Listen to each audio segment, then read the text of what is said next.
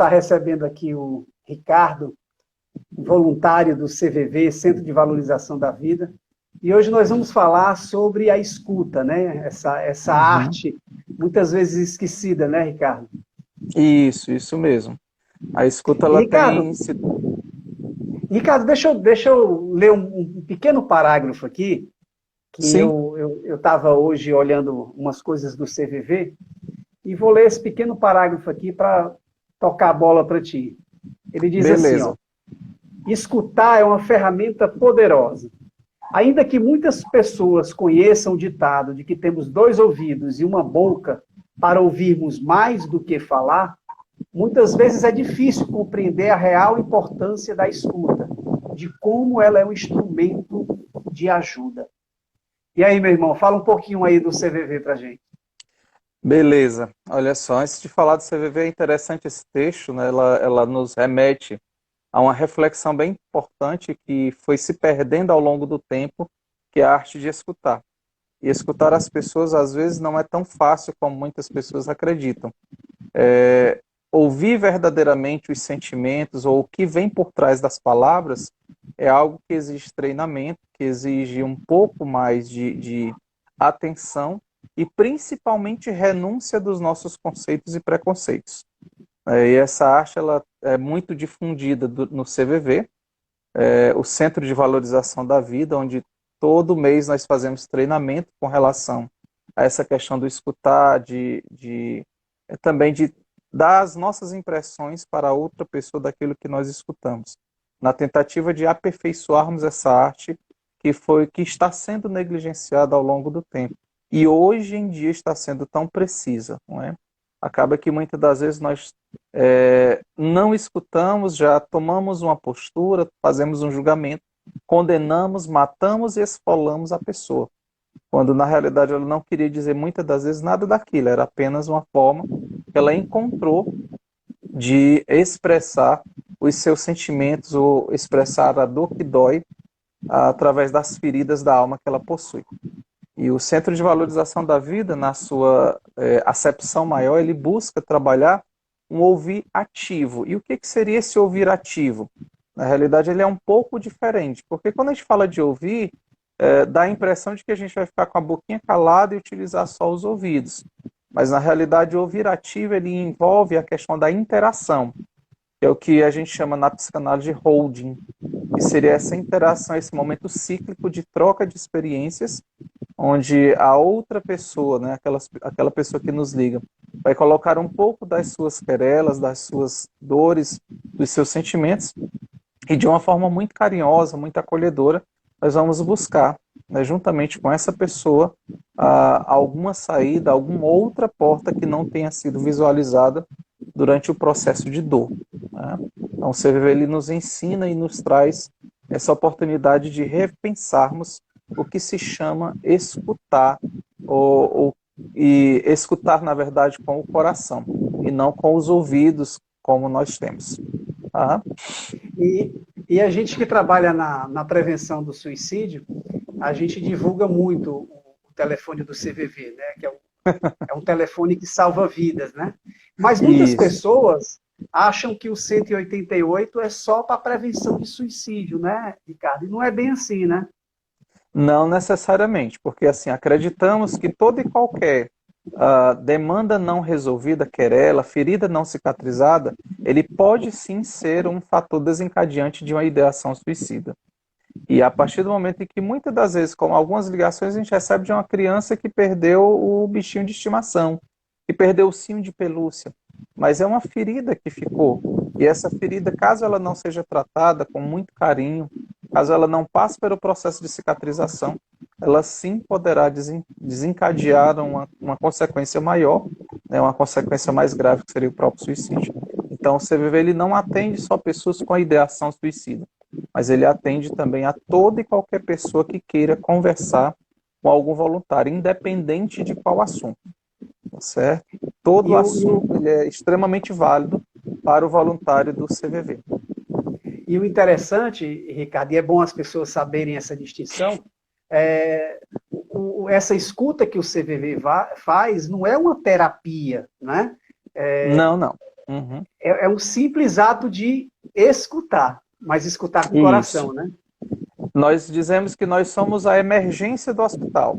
Então, toda emergência, geralmente, o que que acontece? O paciente chega no hospital e aí o médico faz uma avaliação preliminar e posteriormente encaminha. Embora no CVV nós não encaminhemos, mas nós fazemos essa avaliação preliminar e auxiliamos nas dores emocionais de alguma forma a aquela pessoa ter oportunidades, ter janelas, ter caminhos. Nós não vamos estar lá dizendo, faça isso ou aquilo outro. Isso é o que é o senso comum, é o que as pessoas já fazem. Mas nós juntos vamos encontrar uma saída dentro das possibilidades que a pessoa está oferecendo naquele momento. Esse é o E que é o grande Ricardo, diferencial.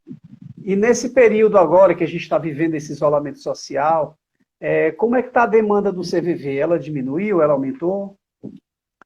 Pelo contrário, ela tem aumentado e muito, né? Antigamente, no 188, nós tínhamos aproximadamente uma quantidade de ligações de 150, 200 ligações, às vezes até um pouco mais por dia.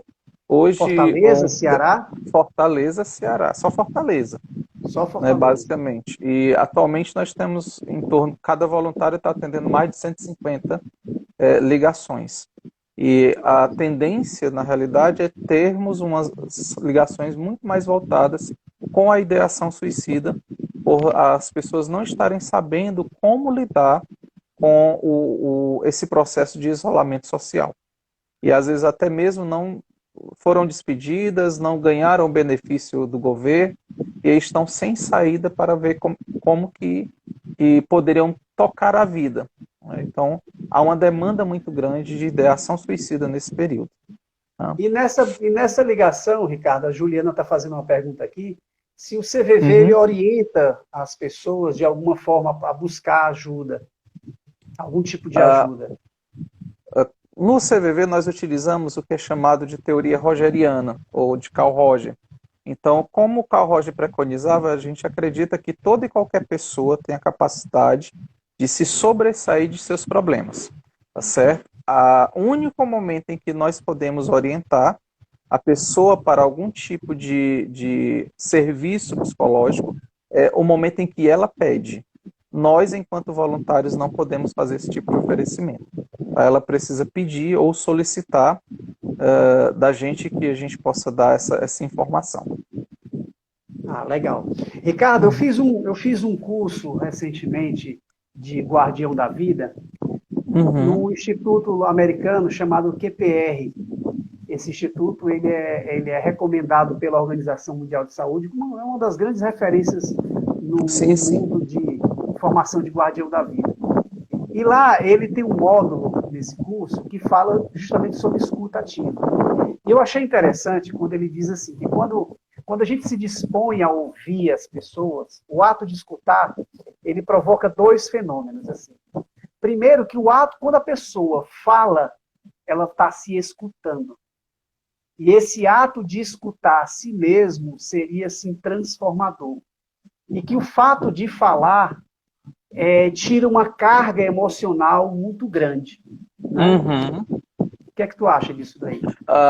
É interessante essa colocação e, na verdade, ela já foi feita há mais tempo atrás, antes desse curso. Ela é uma colocação que foi feita, na realidade, por Sigmund Freud, Que legal. mais ou menos 1945, 1905, na verdade, quando ele estava analisando um caso de uma mulher chamada Anna O, que é um codinome para uma senhora chamada Berta Pamperheim. E no momento em que o Freud estava dando as instruções, ela pediu para ele, fica calado que eu quero falar. Porque quando eu falo, né, eu me curo.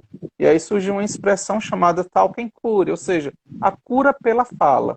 No momento em que quando nós falamos, nós colocamos as nossas dores para fora, o nosso próprio organismo, o nosso próprio psiquismo, ele começa a se encarregar de reorganizar a situação e trabalhar nessa questão da cura em si, né, de ver saídas, de ver possibilidades.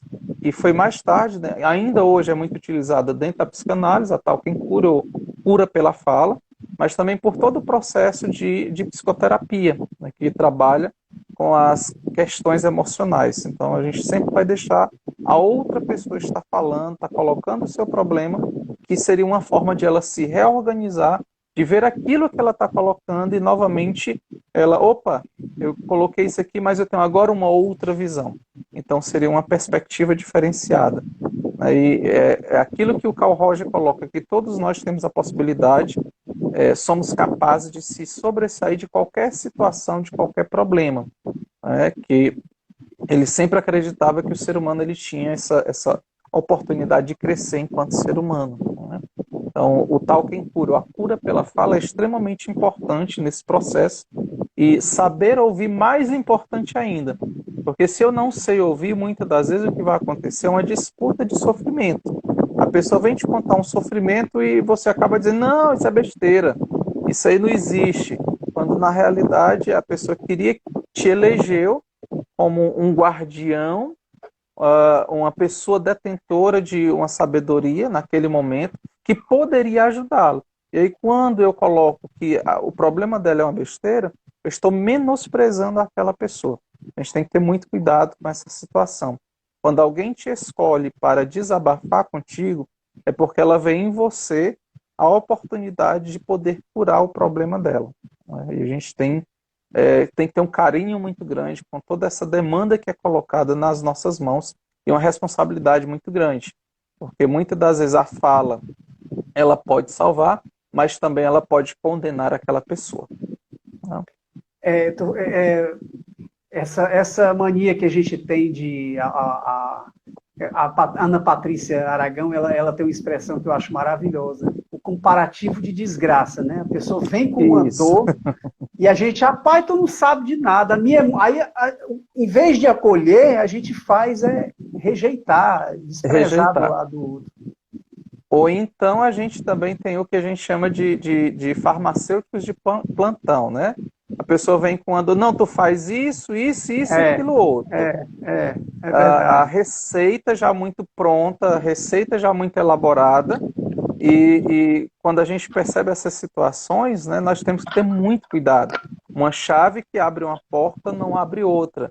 Se eu encontrei e resolveu a minha situação, pode ser que não resolva do outro. E há necessidade de a gente escutar com o coração, não somente com os ouvidos, porque eles somente só são reprodutores de palavras, de coisas.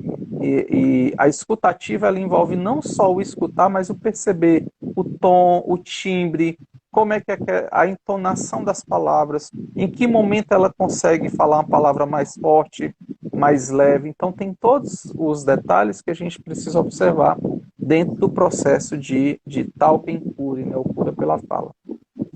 E Ricardo, eu como trabalhador espírita e como pai, como profissional, muitas vezes assim a gente encara situações que a gente fica se perguntando o que é que eu vou dizer, o que é que eu vou dizer. Às vezes um amigo, uma pessoa vem com uma dor que está sangrando ou qualquer coisa que ela busca uma ajuda na gente, a gente fica naquela angústia desenfreada de saber o que é que eu vou falar. E a gente precisa entender que, às vezes, a gente precisa simplesmente calar e ouvir, né? Isso, a gente tem que ter até muito cuidado com aquelas frases já todas prontas, né? Isso vai passar. Não, isso é a vontade de Deus. Na hora que a pessoa está com dor, ela não está querendo ouvir isso. Ela está querendo ser ouvida. Ou então isso, tenha calma. Quando a pessoa está um pouco mais nervosa, está mais agitada, tenha calma, é uma das piores coisas que nós podemos dizer para a pessoa. O ideal, se você não tem nada a falar naquele momento, se você não se sente inspirado para falar alguma coisa, dá um abraço. Simplesmente diz assim, eu estou aqui com você. Pode falar que eu estou te escutando e fecha a boquinha. Tá certo? Essa seria a expressão mais importante, talvez uma das mais acolhedoras que nós podemos fazer com a outra pessoa. Tá? E o que falar? Se eu não sei, é melhor ficar calado, dar um abraço e a única expressão, estou aqui com você. Conte comigo. Perfeito. E, Ricardo, assim, escutar, ouvir, pode parecer, assim, uma coisa muito óbvia, muito fácil, né? Mas a gente sabe que não é tão fácil assim. Então, eu queria que Uhum. você começasse a encarar a gente que está aqui te ouvindo. Vocês não sabem escutar. Então, assim, como a gente aprende a escutar dessa forma que você está falando? Primeiro, talvez a primeira dica é fechar a boquinha. A gente precisa fechar a boca. A segunda dica, que talvez seja a mais difícil, seria não julgar a pessoa. Porque muitas das vezes a boca está calada, mas a mente ela está trabalhando muito fortemente. Então, quando nós queremos escutar com o coração, que é o que a gente chama de escutativa, nós precisamos desenvolver a capacidade de não julgar o outro, independente de qual situação me venha aos ouvidos. Porque muitas das vezes a gente, por conta dos nossos conceitos e preconceitos, a gente acaba fazendo julgamentos mentais e isso vai interferir na forma como nós estamos ouvindo. Né? Então, o primeiro conceito, fechar a boquinha. Segundo conceito, tentar se livrar dos julgamentos. O terceiro ponto que a gente coloca aqui também é extremamente importante, é ouvir atentamente as palavras que estão sendo colocadas. E aí nós temos um processo que se chama resposta compreensiva. Ou seja, quando a pessoa termina de falar o seu caso, você comunica de uma forma resumida aquilo que você entendeu. E termina, é isso mesmo que você quis dizer? E muitas das vezes, a forma como nós interpretamos não é necessariamente aquilo que a pessoa quer dizer. E tem um teórico que eu particularmente gosto muito, chamado Jacques Lacan, ele diz o seguinte, que nós podemos falar qualquer coisa, mas nós não podemos e nem temos a condição de avaliar como essas palavras chegaram no ouvido do outro. Então, uma forma de eu dar uma resposta compreensiva, ou seja, resumidamente falar para a pessoa o que eu entendi da dor dela, é uma forma de ela confirmar ou não. E é uma forma de a gente poder saber se nós realmente estamos entendendo a dor daquela pessoa ou não. Se não, ela vai contar de uma outra forma e aí você, novamente, olha, eu entendi isso, isso e isso. É isso mesmo que você quer dizer? Essa é a sua dor? Então, como nós podemos trabalhar em cima disso? São 3 dicas que a gente sempre coloca no CVV. Primeiro, boquinha fechada. Segundo, não julgar. E terceiro, dar uma resposta compreensiva, no sentido de confirmar ou não aquilo que a pessoa está colocando. Tá? Então, essas seriam as São dicas coisas mais simples, né, preciosas. Ricardo? São Simples. coisas simples. Agora precisa prática, né? Sim. Por isso que todo mês, como voluntário do CV, nós estamos praticando, e aí pratica todos os voluntários, para que a gente possa, a cada momento, se aperfeiçoar. A prática, ela leva à perfeição. Até porque nós passamos, né, a vida toda aprendendo a julgar, aprendendo a ter essa disputa de sofrimentos, aprendendo a falar muito mais alto quando alguém pisa no teu pé, ou quando alguém vai te relatar alguma dor, você já passar a receita. Nós passamos a vida toda fazendo isso. E o que o CVV, o que a vida nos propõe é, opa, agora a gente precisa calar para poder escutar a dor do outro e saber como que realmente ele está se sentindo. E aí entra a quarta dica, é tentar se colocar no lugar dele, entendendo que nunca vai acontecer uma total percepção do lugar do outro, mas eu fazendo um esforço muito forte para saber como que ele está vendo aquela situação. E aí é um trabalho muito de desprendimento de você mesmo. Né?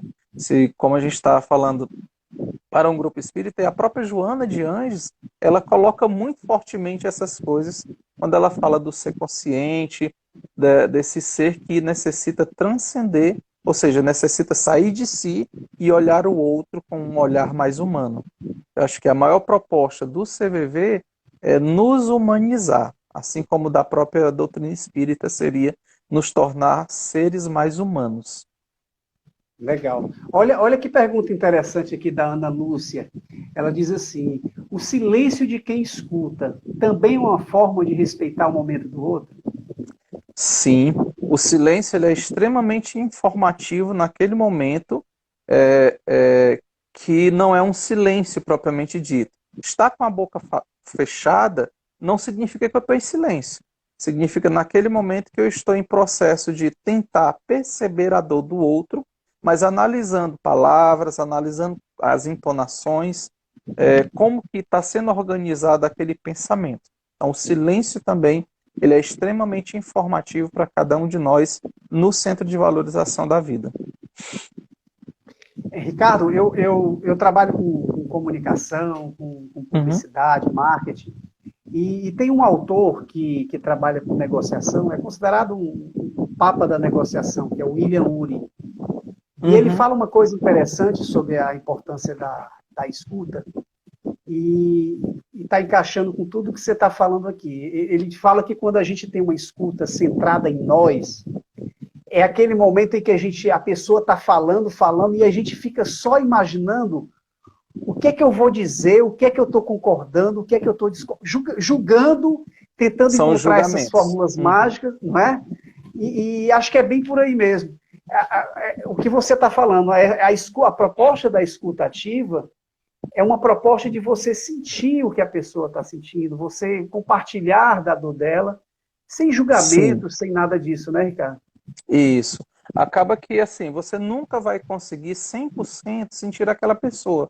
Por quê? Porque existem situações internas, situações externas que essa pessoa passou ao longo da sua vida e vão formar a visão que ela tem de mundo, que é diferente da sua visão de mundo, porque você também sofreu pressões externas, pressões internas, que vão formar a sua visão de mundo. Então, todo mundo tem uma visão muito particular, mas eu posso, pelo menos, imaginar ou me aproximar, pegando os óculos da dor dela e colocando na minha visão, para que eu possa tentar, pelo menos, me aproximar daquela dor do outro. Mas, para que isso aconteça, é aquele processo, é o terceiro ponto. Eu preciso parar com os julgamentos. E acaba que nós fazemos isso com uma rapidez muito grande. Como eu disse, ao longo de nossa existência, nós fomos treinados, pós-graduados em julgamento. E acaba que a proposta da escuta ativa seria não julgar o outro. Esperar que ele fale as colocações dele e depois, a partir daquele momento, trabalhar com essas informações no sentido de auxiliá-lo. E aí a gente tem, no CVV, a gente tem muito uma frasezinha que é chamada de sentir, pensar e agir. A gente precisa sentir a dor do outro, pensar posteriormente, né, depois que ela já desabafou tudo, pensar o que dentro daquela situação, e aí depois o agir seria o falar. Como que eu vou auxiliar? Na maioria das vezes, essa sequência é invertida. Eu ajo primeiro, depois eu penso e por último, se der tempo, eu sinto. Mas o primeiro seria o sentir a dor, sentir a demanda que está sendo colocada para mim naquele momento, pensar e depois agir. Tá? Isso é o que a gente utiliza muito no CVV, né? E os voluntários são sempre aconselhados nesse sentido de sentir, pensar e depois agir para melhor ajudar o próximo. Muitas vezes a gente inverte completamente essa lógica, né? A gente age sem sentir, sem pensar, mas sem acontece nada. muito isso. Ainda lembrando aqui de umas coisas do William Ury, ele que trabalha com negociação de conflitos nas empresas, nos países e tal. A mediação de conflitos. E ele diz que o sonho dele é ficar sem emprego, sem ter o que fazer na vida, porque o que ele percebe nessas situações de conflito que ele faz esse intermédio é que 100% desses conflitos passam pela inabilidade de ouvir, né?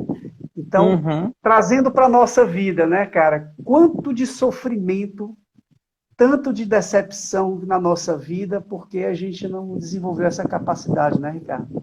De ouvir. Isso é uma coisa que abrange não só, né, que você está falando de uma parte bem importante, que é o marketing, mas isso abrange todas as áreas da nossa vida. A própria, vamos pegar aqui, a própria casa espírita, ela passa também muito por isso, né? os nossos atendentes fraternos, no esforço gigantesco de tentar ajudar, acabam muitas das vezes passando receituários, né? Faça isso, isso e aquilo outro que vai dar certo. Né? E se não der certo, ou a pessoa se decepciona ou acaba tomando outro rumo. Né? E assim, a nossa vida passa muito por isso, por essas situações.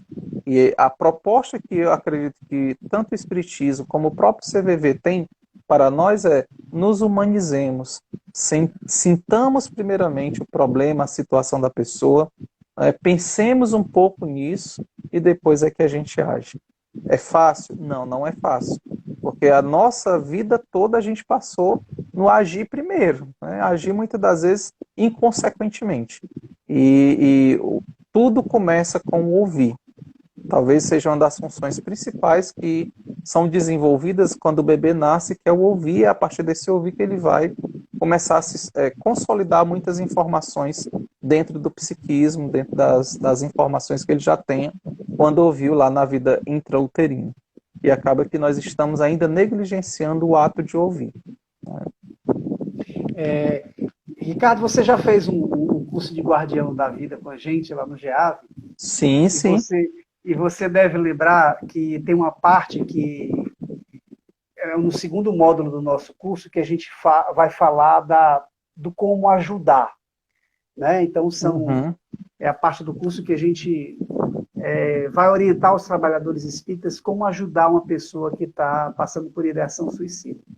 Mas o interessante é que antes de a gente falar como ajudar as outras pessoas, a gente faz uma reflexão assim: como é que você está se sentindo hoje? Porque como é que eu vou imaginar ajudar uma pessoa se eu, por dentro, estou terrível, né? Então, assim, como é que eu posso desenvolver uma capacidade de escutar uma pessoa se eu não escuto a mim mesmo, né? Isso é interessante. Tem um autor também da psicanálise, que é Wilfred Bion, ele tem uma frase muito próxima do que você disse.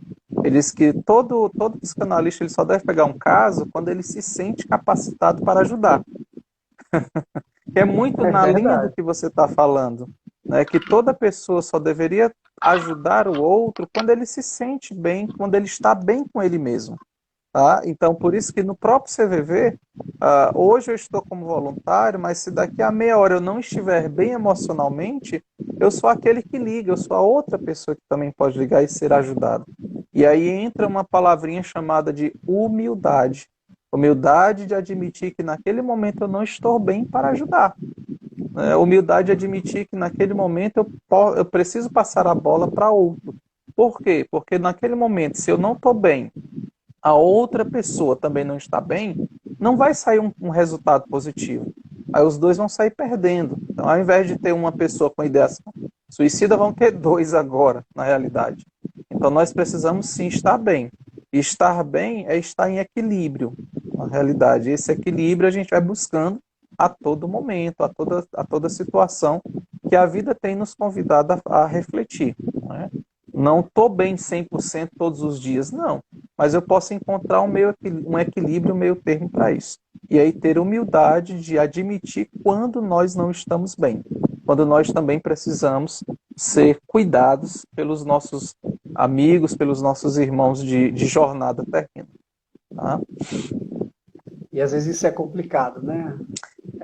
Porque passa pela nossa humildade. Né? É muito comum a gente encontrar pessoas péssimas, não, mas eu tenho que atender, porque senão ele vai sair pior. Mas vão ser dois resultados negativos. Você não vai conseguir ajudar porque você não está bem para ajudar. Como é que você está sem energia e vai doar energia? Não dá. É um saldo totalmente negativo aí nessa situação. Ricardo, eu sou pai, eu sou trabalhador espírita, eu desenvolvo vários papéis, assim como todo mundo que está aqui nessa live, né? Ok, a gente entendeu que escutar é útil. Vai lá, você já ganhou metade do dia. Mas me diz uma coisa. Por que é que a gente não está escutando, cara? Que dificuldade é essa? O ser humano em si, ele é um ser extremamente necessitado de falar. E ao longo do tempo nós somos incentivados a isso, a falar, a brigar e a lutar pelos nossos direitos. E às vezes isso tem interferido na nossa capacidade de escutar o próximo. E também tem uma outra coisa que é muito importante, que se chama narcisismo.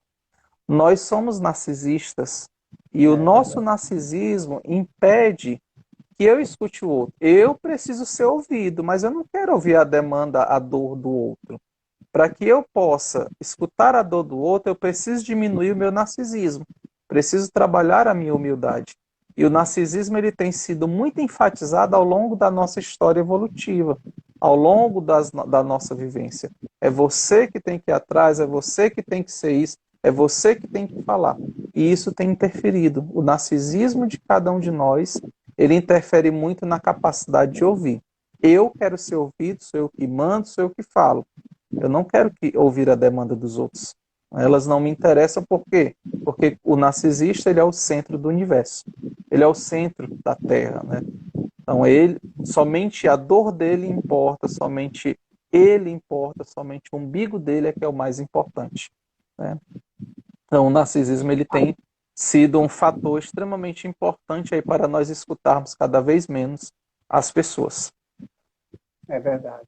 Olha, tem uma pergunta aqui da Veri Pellegrini. Sim? Ela diz assim, ó, e quando ouvir o outro nos acalma, isso é possível? Ouvir o outro, é possível a gente se acalmar? Olha, eu digo que uma das experiências de escutatória mais importantes que eu tive na vida, eu não vou dizer há quantos anos atrás, porque senão vocês vão descobrir minha idade. Quando eu era criança pequena lá em Barbacena, Um nós dia tínhamos um desse. trabalho, um dia desse, Ternantonte, nós tínhamos um trabalho de escutatória lá no hospital chamado Santa Casa, aqui de Fortaleza. E somente o pessoal, a gente treinava algumas pessoas também, e os mais velhos é que iam lá para a ala do câncer, né, que era uma ala relativamente, há alguns anos atrás, era uma ala extremamente fedida, não tinha tanta higienização e as pessoas, os enfermeiros diziam que ali era o local que tinham mortos-vivos, né, o local dos zumbis. E foram as alas que mais me ensinaram a escutar, a perceber a dor do outro e saber que mesmo com dor, alguns deles ainda tinham a capacidade de sorrir para poder não deixar o que estava com mais dor triste. Tá? Então, isso me ensinou muito a questão de ser mais humano, a buscar, mesmo diante da dor que eu sinto, a resiliência necessária para ajudar o próximo. Logicamente que é respeitando quando eu não estou bem, respeitando quando eu também preciso de ajuda. Então, eu acho que nesse momento a gente precisa ser resiliente e também se desprender mais desse famoso narcisismo. E, Ricardo, eu acho que essa história de dizer que escutar é um dom, eu acho meio perigoso. Eu prefiro dizer que escutar é uma habilidade, né? Que ela pode ser treinada, exercida. E assim, então, todos nós precisamos escutar, desenvolver essa escutativa. Mas tem pessoas que têm mais dificuldades do que outras em escutar. Então, assim, como essas pessoas que têm mais dificuldade, elas podem vencer isso? Isso é uma pergunta interessante. Para que eu possa desenvolver essa capacidade, eu também não considero um dom, é algo que é processual, que é aprendido ao longo de nossa existência. Mas para que eu possa aprender, primeira coisa, eu preciso me predispor a querer ouvir. É o primeiro passo. E saber que no se predispor a ouvir, eu preciso deixar os meus conceitos e preconceitos um pouquinho de lado. Talvez muitas das vezes pelo fato de sermos extremamente apegados às nossas ideologias, apegados à nossa forma ao nosso modus operandi, nós acabamos dificultando o processo de treinamento da audição. Então, o apego, né, o apego que não é só às coisas materiais, mas também às situações, a conceitos, a coisas que a gente aprendeu muitas das vezes na infância. que isso dificulta o processo de aprendizagem. Então, eu preciso também ser uma pessoa, nesse sentido, mais aberta para aprender as coisas. E aí, a humildade, ela é a chave para qualquer situação dentro do processo de escutatória. Eu preciso ser humilde no sentido de dizer, poxa, realmente eu aprendi isso a vida toda, mas não estava certo. Eu preciso mudar. E aí a flexibilidade seria o outro ponto extremamente importante no processo de escutar o outro, ser flexível. Tá? Então, muitas vezes, o rígido demais, ele acaba quebrando um dia. O flexível demais também não dá, né? Ele é muito mole, ele precisa encontrar o equilíbrio nessa situação. E quem vai dar esse equilíbrio é a humildade. É a força e a flexibilidade do bambu, né? Isso. A, É o a, ceder para vencer. isso. A Ana Lúcia, ela, pegando aquela tua fala do narcisismo, ela pergunta aqui para ti, ó, o narcisismo não pode ser um mecanismo de defesa para as nossas próprias fragilidades? Na realidade, o narcisismo ele não seria um mecanismo de defesa. O mecanismo de defesa seria outras situações quando a nossa vida, quando os nossos ideais estão sendo atacados, né? Acaba que a gente reage. O narcisismo é uma estrutura que nós nascemos com ela.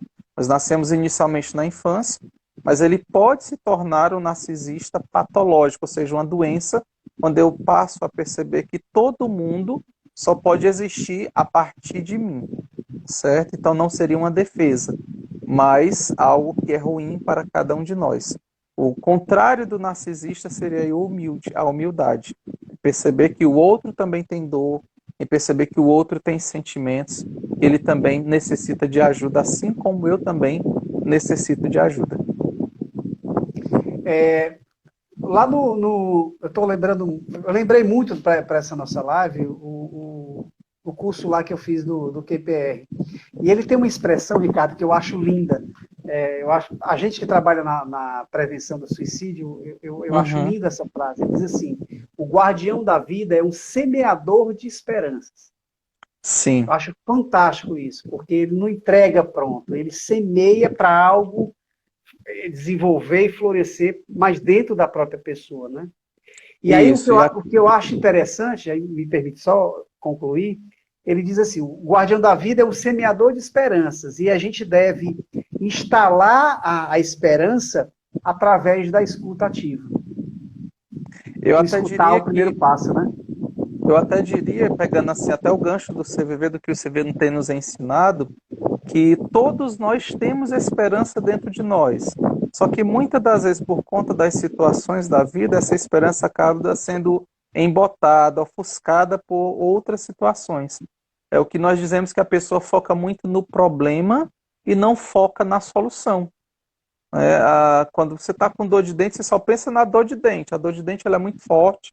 Eu estou com dor, o dente está doendo, mas muitas das vezes você não se predispõe a ir ao médico e que pode ter a cura para aquilo. Então a sua vista naquele momento está embotada, né? Está empalidecida. E aí você precisa de alguém de fora, diz, ó, tem um médico, tem ali o rapaz que pode te ajudar a curar essa dor. Você não lembra disso? Aí a pessoa, é mesmo. Então a gente semeia, talvez, eu digo que a gente talvez seja o limpador desse vidro da visão que está um pouco embotada, está um pouco suja pelas dores, pelo fato de nós estarmos focando nos problemas e não necessariamente nas soluções. É Então, verdade. nesse sentido, nós somos semeadores, né? O nosso objetivo é ajudar a pessoa a focar, a visualizar soluções e não a aumentar a dor do sofrimento causado por essas feridas aí que acontecem no emocional. E, Ricardo, esse período agora que a gente está vivendo é um período muito louco, né?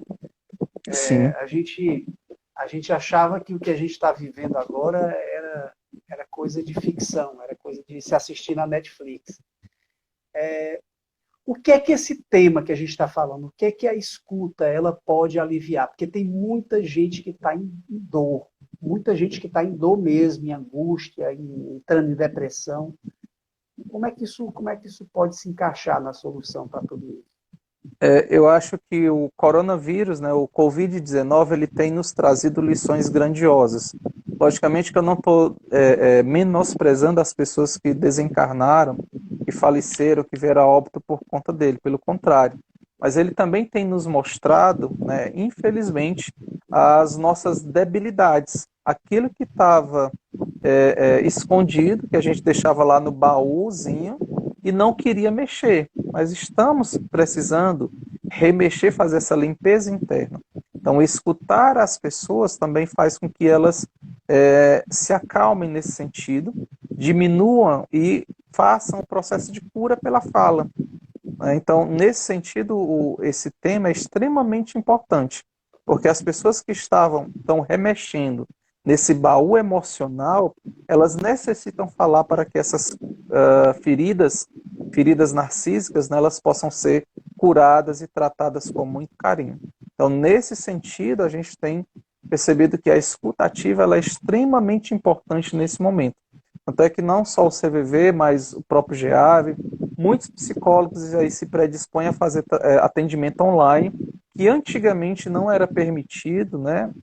A não ser em casos muito graves, mas hoje em dia os conselhos federais e estaduais eles estão promovendo aí para que as pessoas possam, os psicólogos, os psicoterapeutas de um modo geral, possam fazer esses atendimentos online para que as pessoas possam ter a oportunidade de falar desse baú que foi remexido, né, e o Covid ele proporcionou muito isso.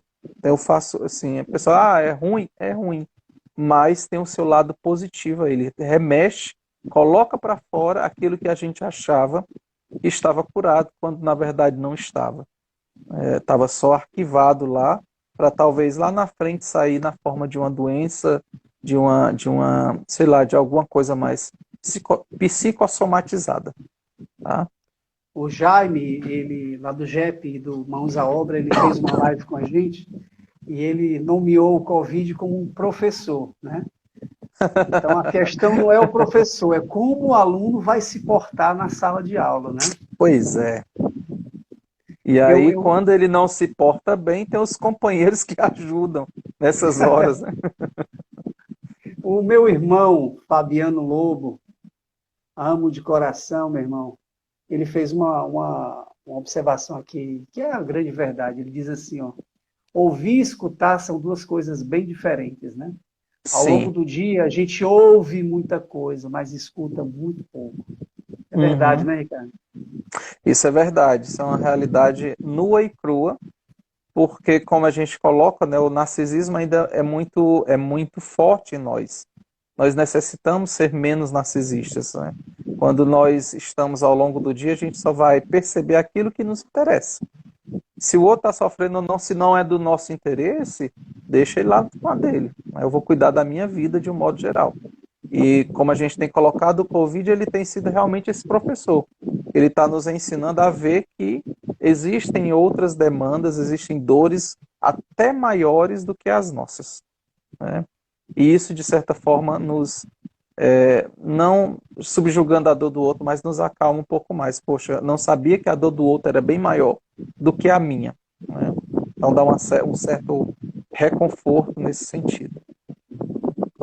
Uma das coisas que eu adorei desse bate-papo da gente, Ricardo, é que eu fui revisitar um material desse curso que eu fiz e lembrei de muita coisa legal, né, que a gente vai esquecendo. E ele diz assim que a gente quando fala, a gente começa a vomitar aqueles conselhos, aquelas frases prontas, como tu falou, né? Ele tende a ser uma coisa rápida, fácil, e escutar não. E ele fala um negócio que eu achei interessantíssimo. Ele diz assim, que escutar precisa de tempo, precisa de paciência e precisa de coragem. E ele sempre está certo. O ato de escutar, ele sempre está certo. Tempo, paciência e coragem. Fala um pouquinho disso. O tempo, a paciência e a coragem. Eu resumiria isso aí tudo em boa vontade. Em boa vontade da pessoa de querer ajudar o outro. E aí, para ter essa boa vontade, eu preciso desse tempo, eu preciso da paciência de saber ouvir. Eu não posso ter o fogão, cozinhando as coisas, porque senão a minha atenção vai estar distorcida, vai estar dividida aí, nesse caso, entre a pessoa que está contando a sua demanda e a comida que eu tenho que fazer. Eu tenho que ter esse tempo necessário para aquela pessoa, né? E muitas das vezes esse tempo varia de pessoa para pessoa. Como no CVV, nós temos ligações que em 20 minutos a pessoa sai muito bem, mas tem outras ligações que 3 horas ainda não são suficientes para a pessoa ela conseguir estar bem.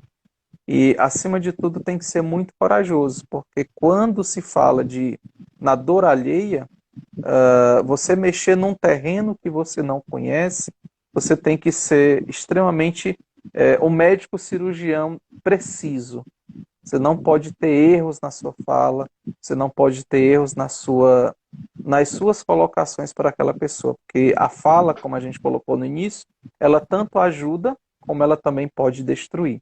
E aí a coragem de entrar no mundo do outro, na mente do outro e tentar, de alguma forma, dizer: eu estou aqui com você, você não está só.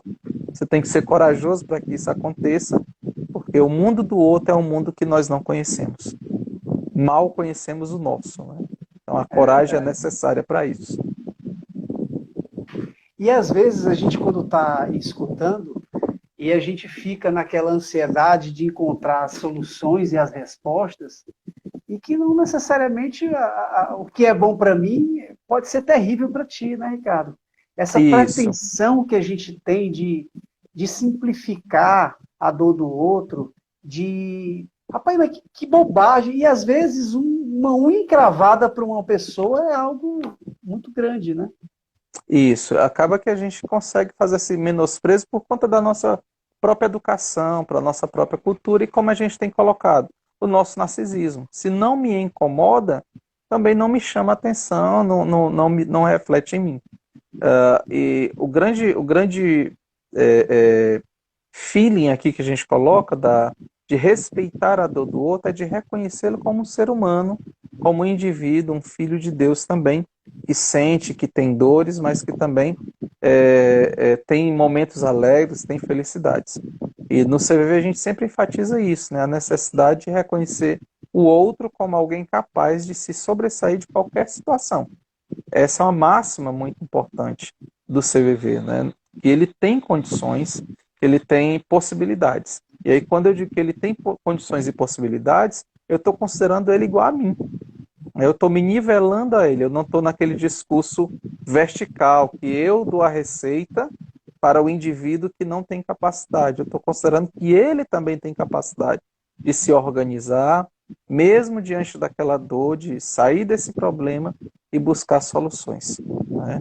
E aí acaba que ele consegue se sobressair e eu consigo melhorar a minha visão de mundo, percebendo que as pessoas têm tanto direito igual a mim de ser humano, de estar aqui na Terra. E a gente vive hoje numa era digital, né? E a forma, boa parte da nossa comunicação hoje passa pelos bytes, né? Passa pelo mundo digital.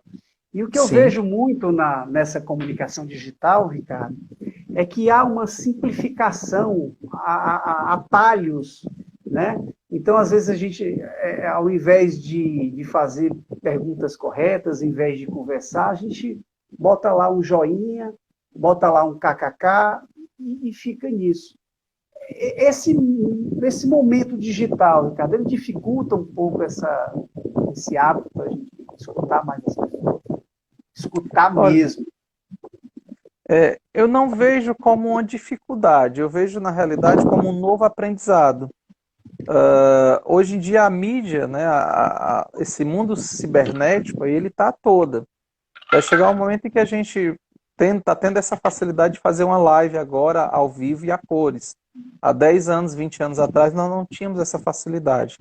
Então eu vejo que são momentos em que a humanidade precisa aprender a lidar com isso. É o que o pessoal tem chamado muito de ética virtual, né? E nessas éticas virtuais a gente precisa ser muito coerente, ter palavras muito acertadas para que não cause uma dubiedade de sentidos. Para alguns o kkk pode ser um sorriso, mas para outros um kkk pode ser uma expressão de desdém.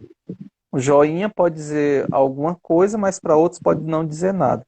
Então, eu acho que a gente também precisa ser muito sincero nas nossas relações.